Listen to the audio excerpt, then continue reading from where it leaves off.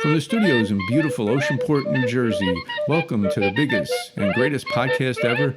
I'm your host, Ray Kay. Hey, everybody. I got my special guest, Bullseye, back, and we're going to talk about a pretty fun thing that we both liked as kids. Right, Bullseye? What do you think? What do you think Absolutely. We were both Yankee fans as young men, and we remember the 70s, of course, for all of you folks out there. Even though our age seems old, we're very young at heart, but we have great memories, and we love 70s baseball. Nothing like it, especially when the Yankees stunk. We loved them the most when they stunk. I actually thought they were good when they stunk. I always had hope. That 1970 team, though, that was the first year that I actually remembered it like it was yesterday. I remember it crystal clear. 69 was a little foggy. 70, though, I remember that was like it was yesterday. How about you? When did it all click in for you? You started, right. You started, when you're a child, you really start remembering things in sports when you're like 9 or 10 years old. So that's like when the Jets won the Super Bowl. I know, going back to that, that's when everyone became Jet fans in my era of people who are Jet fans. But definitely the Yankees, 1970, absolutely. It's amazing how that 1 year before, it's like it's kind of foggy. Then 2 years before, it's real foggy. So I remember Mickey Mantle Day. And then all of a sudden, in that 1 year, you remember it like you're 25 years old. You remember every play. You remember every player. You're totally in sync. It's kind of weird how that 1 year makes that huge difference, you know? And in those days, Old Timers Day was something to behold. Now it's not even. I was glued. I was glued to my set. Yeah, who got the biggest applause? Right, the Maggio or Mantle, right? It was a big thing. Yeah. Now it's Homer Bush. And Ron Bloomberg. Remember they used to announce Eleanor Garrigan, Ruth, Eleanor Garrick, that's right, and Clara Ruth, Mrs. Clara Babe Ruth. That was they were always in the stands, and that was always that's right. Yeah, those were the days. And it was like the last three. It was always Mickey and Joe, and then that third guy before them was always somebody big. I can't remember. Maybe it was Yogi. There was like the third one was always. Remember the last five was like when it would get exciting, like, oh, these are the. I think Whitey was in that five group there, right? He still Whitey, probably Yogi. They had guys like Tony Lazzeri. They had those guys who played in 1909 when we were kids. King Kong Keller. Oh, was he around back then? Probably, right? But King Kong Keller, yeah. He would go in. But that team in 1970, I used to love Jake Gibbs. Jake Gibbs was a favorite of mine. A favorite of mine going into 70, and then Thurman took over. Right, that was his rookie year, 1970, and Jake became the backup. Right, that was the rookie of the year, and I remember it, and I checked it out too because I was curious. Munson went that first year 1 for 31, his first 31 at bats. I don't know if you knew that. Remember that? Really? And I remember watching his average kept going to like .048, .041, .033, .027. I remember watching as a kid, and I liked him too. I'm like, wow, this is wild. This average is. I was wondering if he was going to go for 1 for 100, and then I noticed Jake Gibbs started a few games. Johnny Ellis started at catcher, so they probably had doubts because you started off 1 for 31. I mean, that's not too good. You know how much money Thurman Munson made in 1970? I'm going to guess $18,000. $25,000. Really? Oh, that was close. That was close. Yeah. That was close. I think my father made about $15,000, so that wasn't too much more than him. Right. That's before the Curt Flood and all of that. Curt Flood started all that with free agency, right? And the first one was like Andy Messersmith, and then free agency really started to happen, and it blew up. And then as a kid though, 25, you always thought that a professional player, even though now we know 25,000 back then wasn't even a lot, you always felt like they were well off. They're a pro player. Didn't you think that they were doing real well, financially, being a pro player as a kid? Or you never thought about? I didn't think about them and how much money they made. It never was even a topic, because. But you must have known they were doing well, though, right? Didn't you think that they're doing better than me and you were doing living at our house? Absolutely. Yeah. But money wasn't. It wasn't about money. No, it wasn't. Well, you never knew what the guys made, actually, right? You have no idea. There's no free agency, so everyone came up through the farm system, and then there were just trades. Joe Verbanek. Remember Joe Verbanek? Was he a pitcher? I had the baseball Gilbert card. Bannock was a pitcher. Yes, I remember the names by the baseball cards, because I used to love getting the Yankee baseball cards. I don't know why. They were like, special.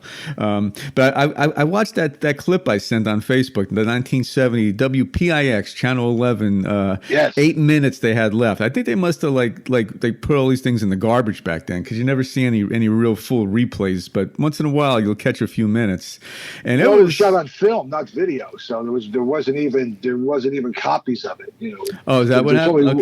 Okay. Yeah, probably one kept in storage, and if it didn't burn or somebody didn't steal it, Yeah, well, this was one of the ones that was left, and it was cool to watch it. I mean, the players back then, I don't know if you had a chance, but the quality, I wasn't too impressed with the quality. I mean, the players seem a lot smaller, not as fast, not as strong. And you see these plays in the outfield, right. The guy's like tripping, not getting to the ball, and the way he throws it in, just you just know they wouldn't be playing today.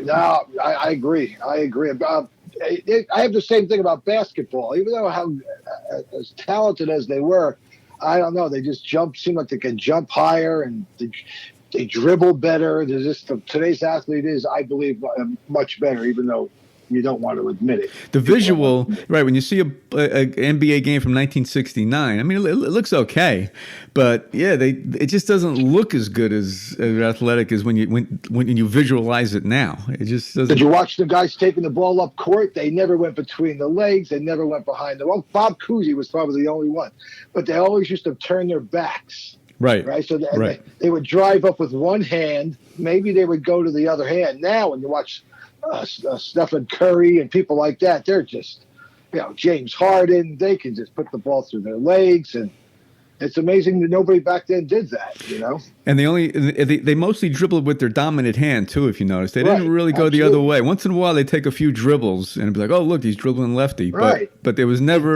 they back in. Even Magic Johnson.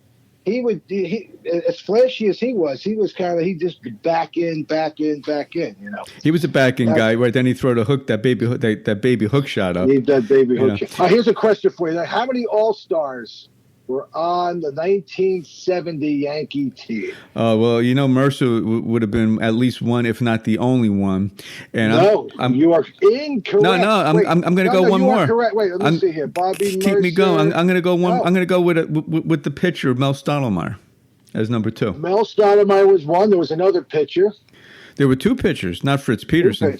Yes, it was. Very good. He was in the All-Stars. Yeah. Okay. And one outfielder. Well, that had to be Mercer. No. Mercer didn't make the All-Star? Roy White. The sole Yankee outfielder. Mercer did not make it that year. He did not make it that year. Wow. Roy White became an All-Star. And you see the kind of information we give our listeners here, your listeners? Well, you want to hear a trivia question that I was in, actually? What's that? My first, I had to mention it to you. My very first Yankee game was the doubleheader that Mercer hit the 4 straight homers in 1970. That was the 70 season. In a double, he hit one in the first game, walked like 3 times. It was 4 in a row. And then I think he walked again in the third, and he hit 3 in a row in the third. Only 16 players ever did that. And my very first game, Mercer hit the 4. And because we were with Mets fans, we left in the 8th inning, on the bottom of the 8th, as Mercer was coming up for the 4th homer, and I missed it. We didn't see the 4th. Let me ask you a question. How did you feel when Mercer was traded for Bobby Bonds? I was very upset. I mean, he was my first idol. Bobby Mercer. Then I liked Munson, but I mean, he was the guy. He was good looking. He was the franchise in my mind. So yeah, I was did not like that trade at all. How about you? What do you think? I didn't like it either. And then the Yankees went to Shea Stadium, right? Right. Mercer came back with he played 1 year there. He played a year, and he didn't hit as many homers, I remember, because that right field was like 342 instead of 304, whatever it was. So I think he had a little difficulty reaching it. And I don't know if that's why they traded him, but I think it was the next year, But back then, Bobby Bonds was like the big superstar guy too, right? Wasn't he the guy, the 40 absolutely. RBIs? I mean, 40 stolen bases, the 40-40 guy, So talent-wise, it was probably even, but, Mercer was like the Yankees, though, That was it, Yeah, well, Bonds was a bust with the Yankees. Right. He absolutely only lasted a couple years, right? Then they traded him. It was a big trade, though, so they did utilize him, and they got a couple players that were significant in that 76, 77, 78 run. Well, one of the players on the 70 team was one of the big trade people that they traded for somebody very big that made the Yankees very good. You remember who that was? In 1970? Well, after the 70 season, or 70, 71, the Yankees traded somebody for a relief pitcher. Oh, for Sparky Lyle. That's right. So they traded someone to the Red Sox. Who did they trade? I don't remember. Danny Cater. Oh, that was Cater. Danny Cater. He was okay. He was like a 300 hitter that one year. I remember I liked him. You know, he was like a base hitter type guy. Do you know he played third base in that opening day, that clip that I put on Facebook? He was third base, and you know he wasn't really a third baseman, so they had him at third. Johnny Ellis was at first. Remember big Johnny Ellis, number 23? Johnny Ellis, absolutely. He was also a catcher, Johnny Ellis. Catcher. So Horace Clark at second. Actually, they show a clip, and Horace makes like a good play in the rundown and like dives and like tags this guy out going back to first. So that was kind of funny. I think Horace gets a bad rap, though. I think, it's the Horace Clark era, and people make fun of him. I thought he was okay, actually. I mean, he batted 266. He wasn't like 202. I thought he was okay. What do you think of him? Was he as bad as they say? I compare him to Felix Millan. He reminded me of Felix. Who do you think was better, Horace Clark or Felix Millan? Well, at the time, I thought Millan would be, because he seemed to be, I don't know, he just seemed to be a little higher grade in my mind back then. Right. So, but now, I mean, when you see his stats, the guy was a starting second baseman for like 7 years, right? From like 66 to 73 or something. He must have been okay, so I don't know. I think Horace really gets like a real bum rap. Now, Gene Michael, on the other hand, I used to love him, but I don't think he was really that good, though.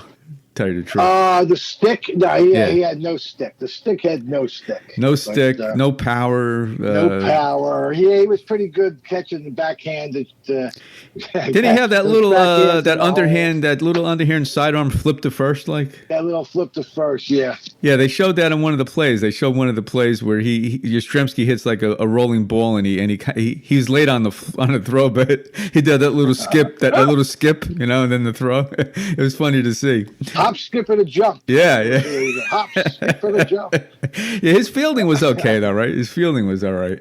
Now in left field we had Roy. I mean, Roy White was pretty solid. I mean, wasn't he? Every year he was consistent. Yeah, he had no arm. He would throw lollipops into. He had the lollipop, but he had no arm. He'd run the ball down though, right? I mean, he played that tough left field. They always said with the sun. He was reliable catching the ball. I mean, when the Yankees played the Reds in '76, they just took advantage of Roy.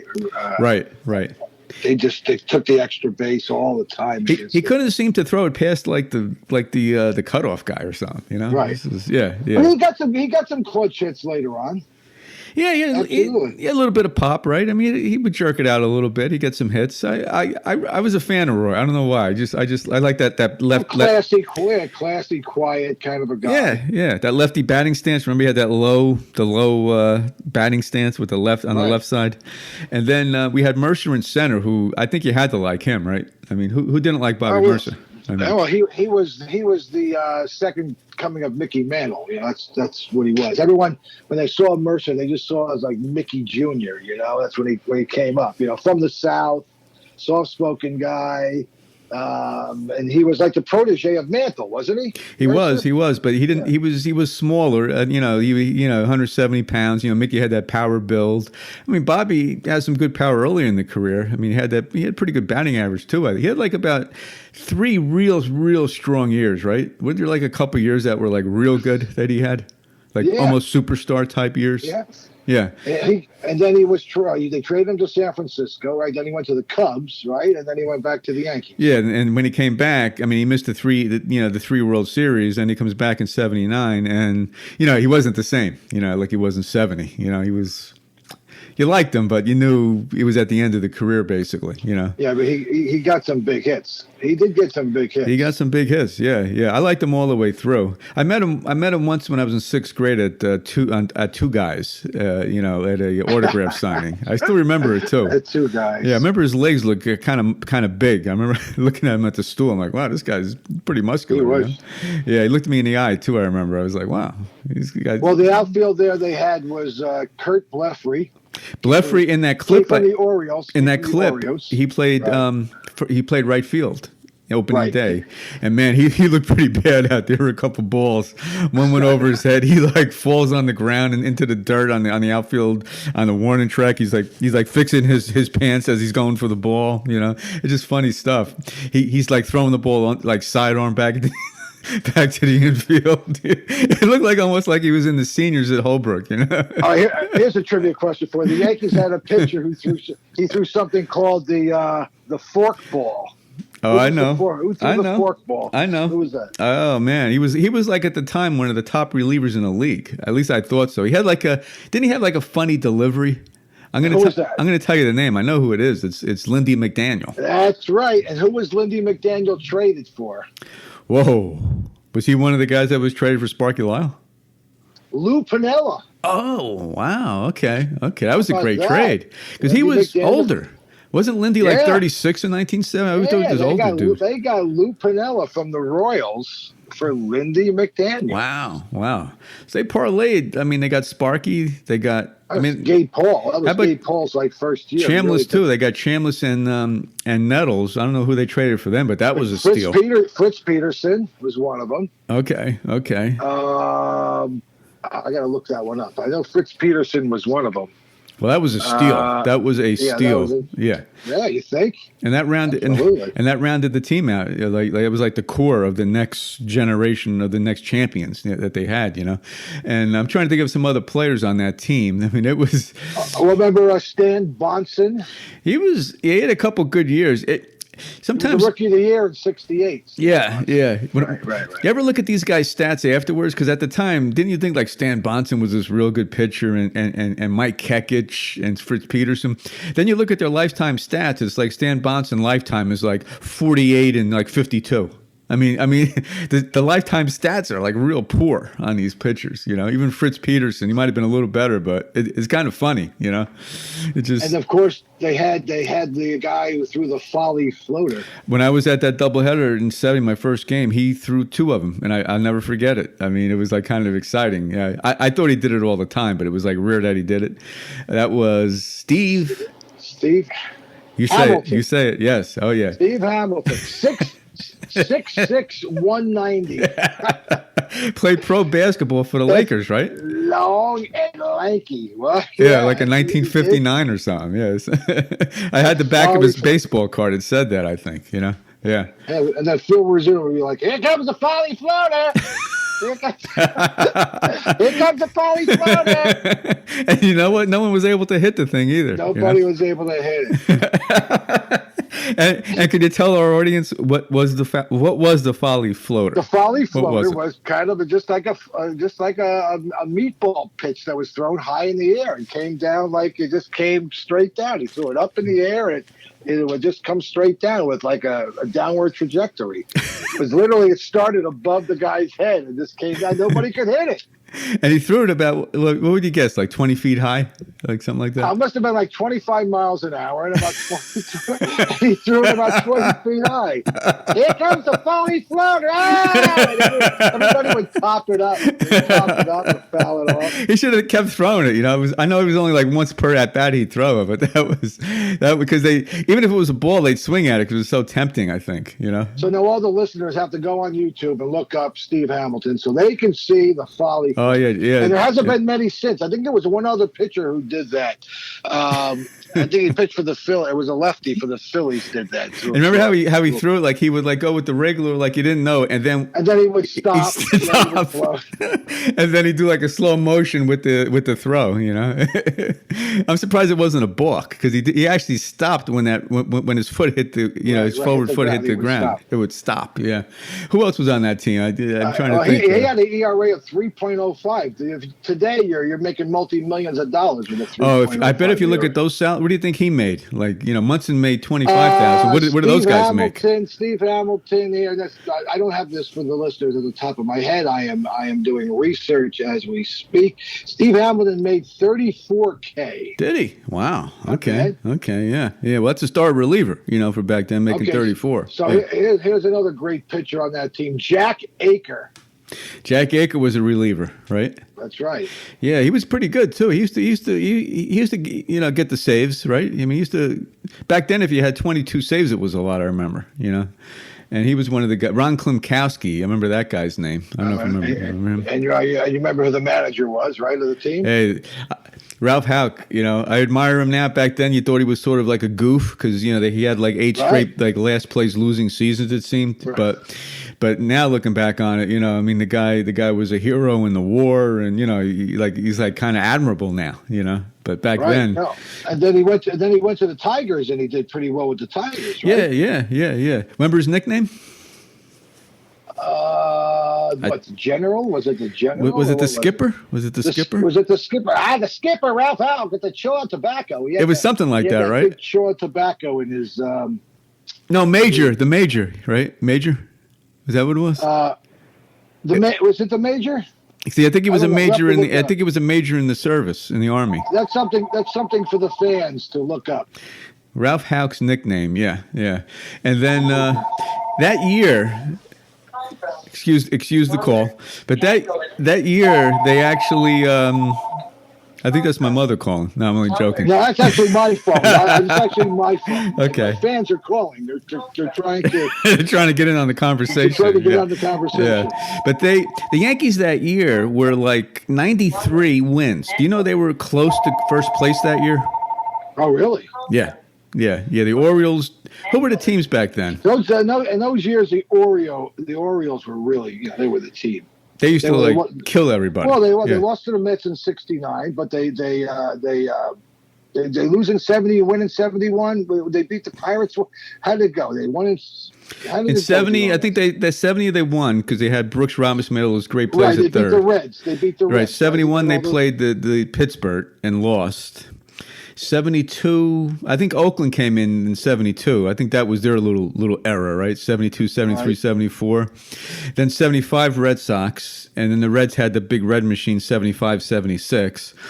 Then the Yankees came on in 76, but you just knew they didn't have the juice, right? When they played the Reds in 76, did you kind of know they weren't going to win? Or I know you were hopeful. That's remember Doyle Alexander was on the team. Yeah.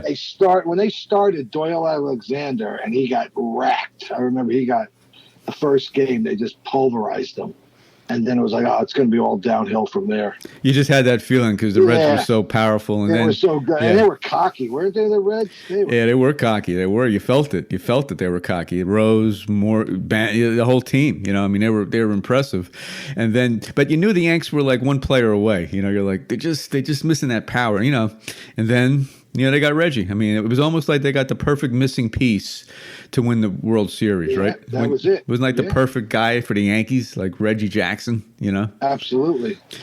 He was the only guy in that era that I couldn't take my eyes off whenever he came up to bat. Reggie, right?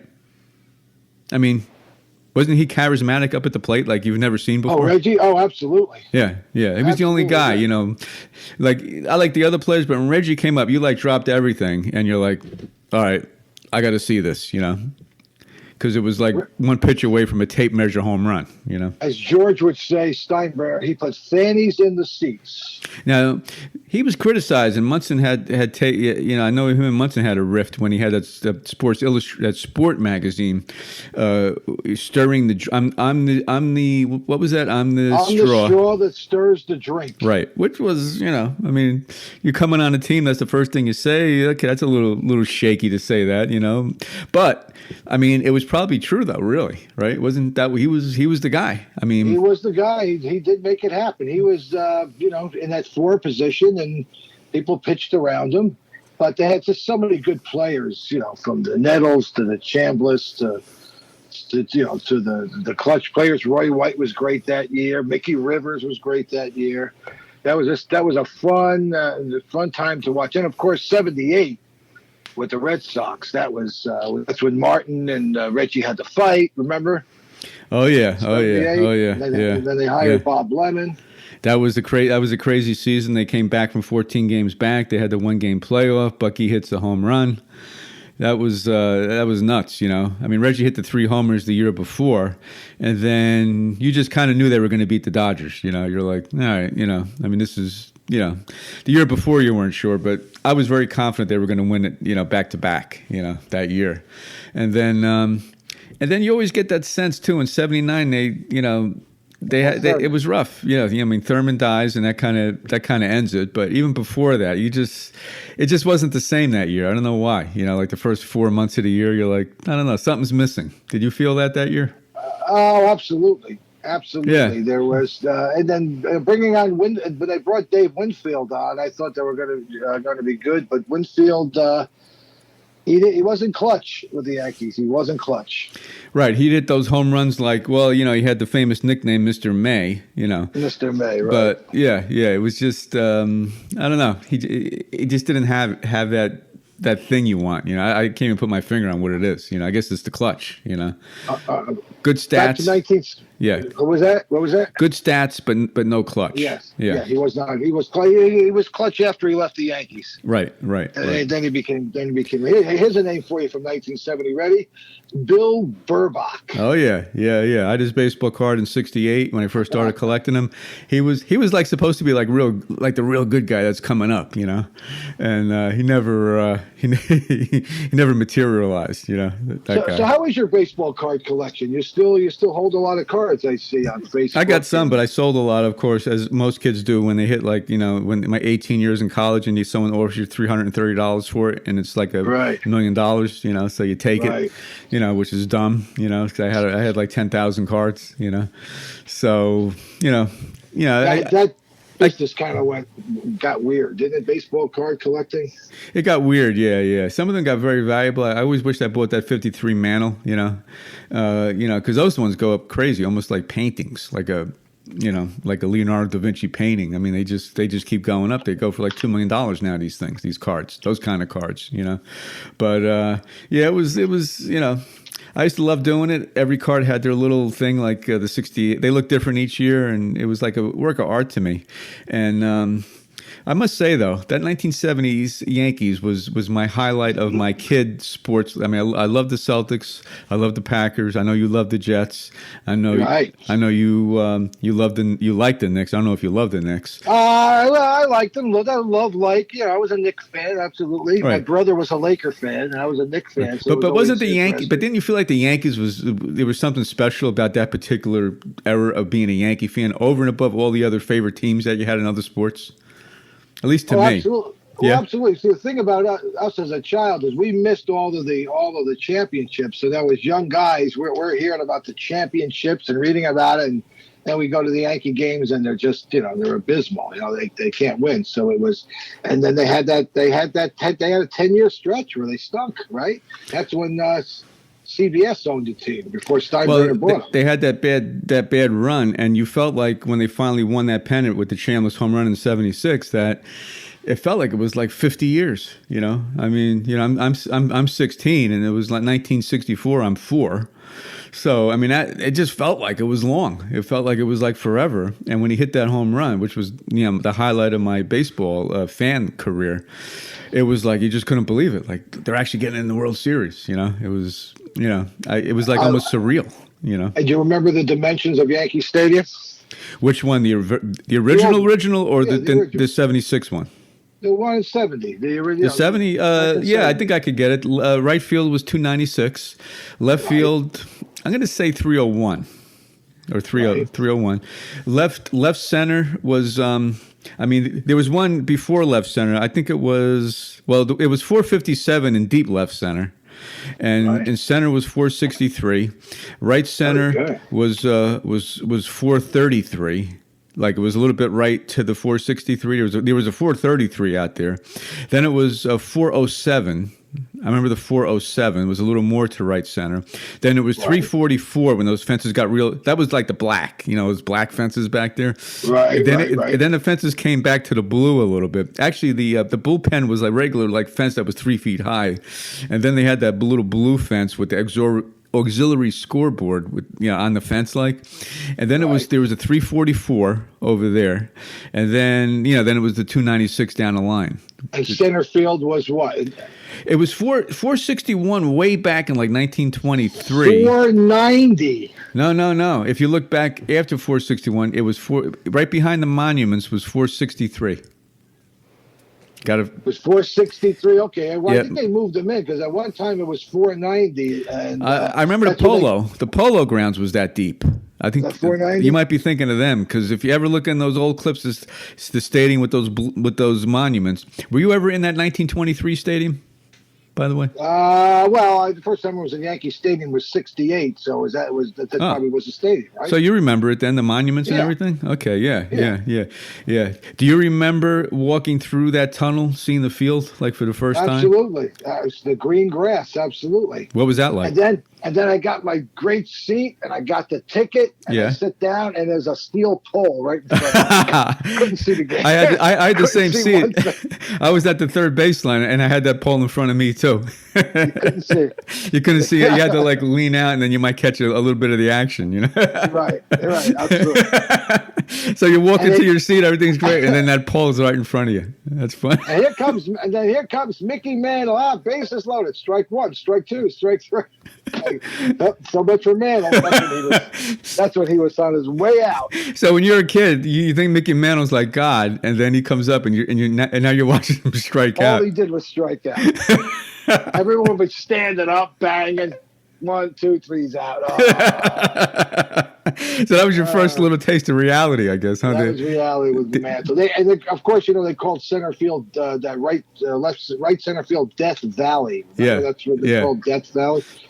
Who's hitting the ball that far nowadays? Not even these monster home runs go that far. No, I mean, no. Maybe you get 490. Maybe you're getting 475 on these things. I've never seen anyone hit one out over center field at Yankee Stadium when it was, I'm saying 463. I've never seen anyone, even a long fly ball to center. I never seen anything come close to the monuments. It was always seemed like it was like 35 feet in front of it. It was never anything close to it, right?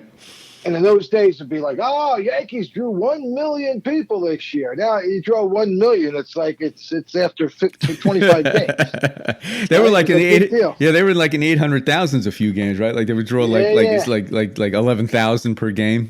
That opening game in 1970, I checked the attendance out. It was like 16,800. It was like, I mean, that was opening day's attendance back then. If you check it out, it's shocking how low it is. Yeah. See this information people are getting from your shows? Hey, amazing, huh? Yeah, we have fun and we give out a lot of great information. Yeah, absolutely. Yeah. Bullseye, let's pick this up on our next catching up episode with us. That was fun. I enjoyed being here. I know the show is picking up steam. I love following it. And it's a very interesting show. It's unique. And I love being on the show. I appreciate it. Thank you very much. I appreciate that. That was Bullseye. I'm Ray K, and we'll catch you next time.